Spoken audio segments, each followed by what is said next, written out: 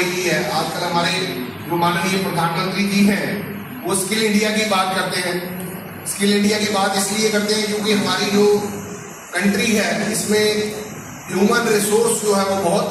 ज़्यादा है, मतलब हमारे यूथ जो है वो बहुत ज़्यादा है। तो उस यूथ को या उस यूथ की जो एनर्जी है उसको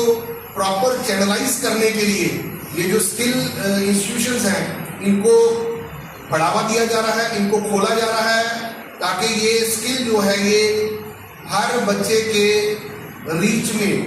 आ जाए। मतलब आपके डोर स्टेप पे समझ लीजिए कि आपको ये जो स्किल एजुकेशन जो है वो प्रोवाइड की जा रही है। ओरिजिनल सब्जेक्ट्स आप लोगों को इंट्रोड्यूस हो चुके हैं शायद 6 से ही, तो 6 क्लास से ही बच्चे को वोकेशनल एजुकेशन जो है वो प्रोवाइड की जा रही है। वो इसलिए की जा रही है क्योंकि बच्चे को अपना कैरियर चॉइस बनाने में अर्ली स्टेज से ही क्या किया जाए, मतलब उसको पता चल सके। पहले क्या होता था, जब आज से 10-15 साल पहले बच्चे के सामने 2 ही लाइनें होती थी, भाई या तो वो इंजीनियरिंग करेगा या वो मेडिकल फील्ड में जाएगा। इसके अलावा तीसरा फील्ड जो है, तीसरा एरिया जो है वो बच्चों को मालूम नहीं होता था। तो आज एक तो जो आज के बच्चे हैं वो इंफॉर्मेशन टेक्नोलॉजी इंटीग्रेशन में पढ़ रहे हैं, मतलब एक ऐसे माहौल में पढ़ रहे हैं जहां इंफॉर्मेशन जो है उनके फोन, सभी के पास आज एक्सेस है फोन का, तो उनके मतलब समझ लीजिए फिंगर टिप्स पे इंफॉर्मेशन अवेलेबल है। Plus at the same time उनको ये एक्सपोजर विजिट जो है वो भी इस चीज का पार्ट है कि आपको उसके लिए क्या कैरियर ऑप्शन जो है वो अवेलेबल है, ताकि आप उनमें से जो अपना बेस्ट कैरियर ऑप्शन है उसको इनिशियल स्टेज से ही या इनिशियल अपने के बाद हमने काफी सारा इंफ्रास्ट्रक्चर यहाँ पे और भी हमने एडिशंस की हैं। हमने कुछ 2-3 नई लैब्स बनाई हैं, 1-2 हमने रूम्स बनाए हैं। तो मैं उम्मीद करता हूँ कि आप विजिट करने के बाद आपको अच्छा लगेगा। Plus at the same time एक चीज जरूर बताना चाहता हूँ, क्योंकि स्टाफ के लोग भी यहाँ पे बैठे हुए हैं, मेरी उन सबसे भी रिक्वेस्ट है कि वो बच्चों को थोड़ा प्रॉपर मोटिवेट कर लें। एक जो चीज मैं यहाँ बड़े 2-4 सालों से 5 सालों से ऑब्जर्व कर रहा हूँ कि बच्चे जो हमारे पास पॉलिटेक्निक के अंदर एडमिशन लेने के लिए आ रहे हैं वो बच्चे मोस्टली मैं देख रहा हूँ 12th पास करके आ रहे हैं, या कई बार ऐसा होता है बच्चा इवन इस बार हमारे पास 2-4 बच्चे डिग्री कॉलेज से भी फर्स्ट ईयर की एडमिशन कैंसिल करवा के, तो मतलब पढ़ा होगा उन्होंने फर्स्ट ईयर में, हो सकता है कुछ पेपर उनके वहां पे रह गए हैं या अदरवाइज भी उन्होंने कोई मतलब माइंड अपना चेंज किया हो और उन्होंने हमारे पास यहाँ आके एडमिशन ली। तो इसमें ये चीज बड़ी मतलब वादे तौर पे बताना चाहता हूँ कि बच्चा जो है जो इंजीनियरिंग का रूट लेना चाहता है या स्किल एजुकेशन का रूट लेना चाहता है, उसके लिए ये बेटर है कि वो 10th के बाद इमीडिएटली एडमिशन ले ले। उसका रीजन ये है कि देखिए जो बच्चा 12th पास करके आज हमारे पास आ रहा है उसके 2 साल जो है वो वेस्ट है। प्लस एक और एडिशनल बताना चाहता हूँ आपको कि यहाँ हमारे पास कुछ बड़ी अच्छी स्कॉलरशिप स्कीम्स चल रही हैं जो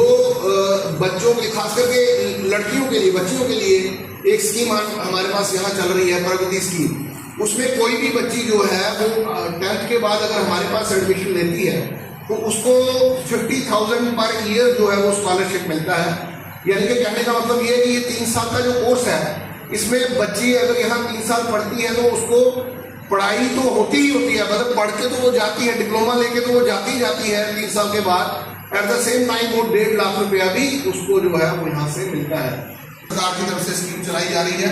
अब इधर रिजल्ट होता क्या है, मैं अपने मेन मुद्दे पे वापस आ रहा हूँ कि जब बच्चा 12th के बाद बच्चियां हमारे पास आ रही हैं, उन्होंने ऑलरेडी 2-3 साल लगा लिए हैं। अब इसमें सरकार ने एक बार भी रखा हुआ है, वो बार ये है कि अगर बच्ची मतलब आज की डेट में एडमिशन लेती है तो उसकी जो 10th है वो पिछले 2 साल के अंदर अंदर कंप्लीट होनी चाहिए। कहने का मतलब जो बच्ची 2 साल के बाद 12th करने के बाद भी हमारे पास आ गई वो भी स्कॉलरशिप के लिए एलिजिबल है, लेकिन उसके वो 2 साल अब उसने वो 10th मतलब यही चीज जो वो आज हमारे पास एडमिशन लेने आ रही है ये इसके लिए वो 10th के बाद भी इमीडिएटली एलिजिबल थी। अब कुछ बच्चों को ऐसा हो रहा है कि वो 3 साल के बाद आ रही है, 2 साल वो 12th कर लिया, फिर 1-2 साल वो घर में बैठ गई या वो ग्रेजुएशन में एडमिशन ली, कुछ पेपर्स उनके रह गए, स्कॉलरशिप की एलिजिबिलिटी है वो खत्म हो जा रही है। यानी कि वो स्कॉलरशिप के मतलब नहीं उनको मिल सकती है क्योंकि उनका जो गैप है वो ज्यादा है। और वैसे भी अगली मैं ये थोड़ा सा बताना चाहता हूँ कि अगर ये वाला रूट इंजीनियरिंग के लिए बच्चा डिप्लोमा वाला लेता है तो उसको बेनिफिट ये है कि इमेजिन करिए, मान लीजिए एक बच्चा जो है वो नॉर्मल कोर्स ऑफ एजुकेशन जो है उसको प्रिफ्यू करता है और एक बच्चा जो है वो 10th के बाद डिप्लोमा में एडमिशन ले लेता है। तो 3 साल के बाद जो डिप्लोमा वाला रूट बच्चा ले रहा है वो 3 साल के बाद जॉब रेडी है, मतलब क्योंकि 3 साल के बाद उसके पास डिप्लोमा होगा, वो मार्केट में जॉब लेने के लिए तैयार है। इवन हमारे गवर्नमेंट की कभी कोई जेई वगैरह की पोस्ट वगैरह निकलती है तो उसके लिए वो एलिजिबल है, वो अप्लाई कर सकता है और ऐसा भी हो सकता है कि उसको जॉब जो है वो मिल भी सकता है। ऑन द अदर साइड जो बच्चा रूटीन एजुकेशन वाला पाथ जो है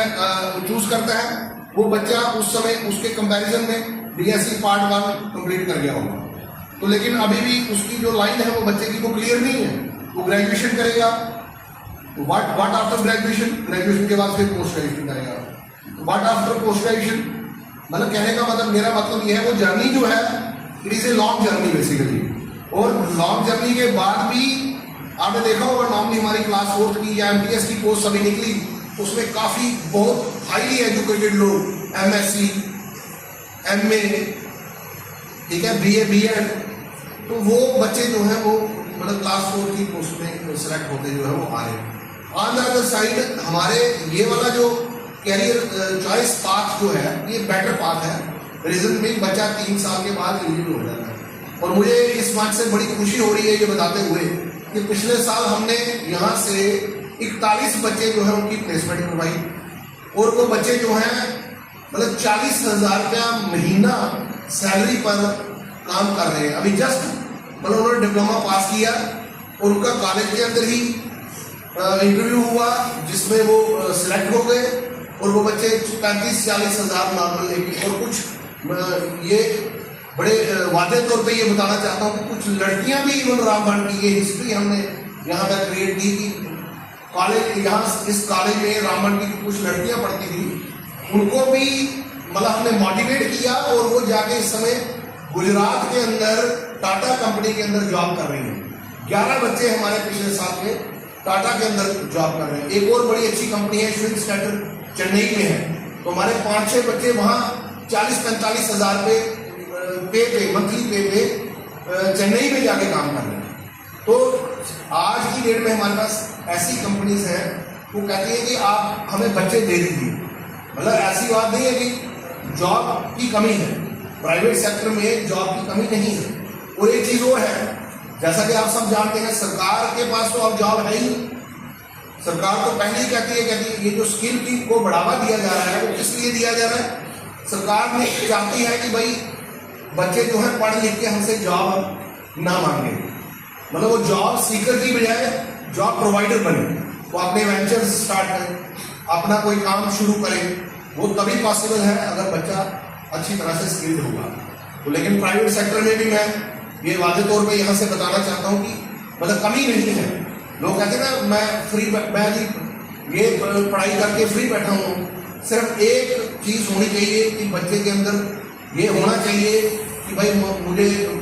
कहीं पे भी जॉब मिले तो मैं करने के लिए तैयार हूँ। तो उसके लिए कंपनीज तैयार बैठी हुई हैं, मतलब कंपनी आप बिलीव नहीं करेंगे हमारे पास जितनी कंपनीज बच्चे मांग रही हैं डिप्लोमा वाले या एजुकेटेड, उतने बच्चे हमारे पास हैं नहीं। कंपनी कहती आप हम इंटरव्यू लेने के लिए आएंगे और आपके बच्चों को सिलेक्ट करके भी ले जाएंगे, बट कम से कम हमें 200, 300, 400, 500 बच्चा जो है वो रामबन के अंदर दे दीजिए, हम आने के लिए और बच्चों को ले जाने के लिए तैयार हैं। तो इन्हीं शब्दों के साथ मैं क्लोज करता हूं और एक बार फिर मैं बच्चों से भी रिक्वेस्ट करता हूं, plus at the same time जो टीचर्स स्कूल से इनको कंपनी कर रहे हैं मैं उनसे भी रिक्वेस्ट करता हूं कि भाई इनको प्रॉपर थोड़ा सा आप मोटिवेट करें, ताकि इनके जो मैंने अभी आपको बताया कि जो 2-3 साल ज़ाया ये बच्चे करके फिर हमारे पास आ रहे हैं, इनको प्रॉपर गाइडेंस अगर होगी तो ये टाइम जो है इनका कीमती टाइम इनफैक्ट रादर मैं कहूँगा, क्योंकि 1 साल लेट होने का मतलब है बहुत सारे लोग आज कंपटीशन बहुत है, बहुत सारे लोग आगे चले जाते हैं। तो ये टाइमली डिसीजन ले सके अपने कैरियर को बनाने में, उसमें टीचर्स का भी बड़ा रोल रहता है। टीचर्स का बड़ा रोल नहीं बल्कि मैं कहूँगा टीचर्स का मेन रोल रहता है। तो एक टीचर अगर प्रॉपर बच्चे को गाइड कर दे रिसेंटली हम अभी सरासर स्कूल में गए थे तो वहाँ के भी काफ़ी बच्चे वो पढ़ रहे थे 11th में, तो 2-4 बच्चे तो छोड़ के मतलब उन्होंने यहाँ पे एडमिशन ले लिया। तो इन्हीं शब्दों के साथ थैंक यू।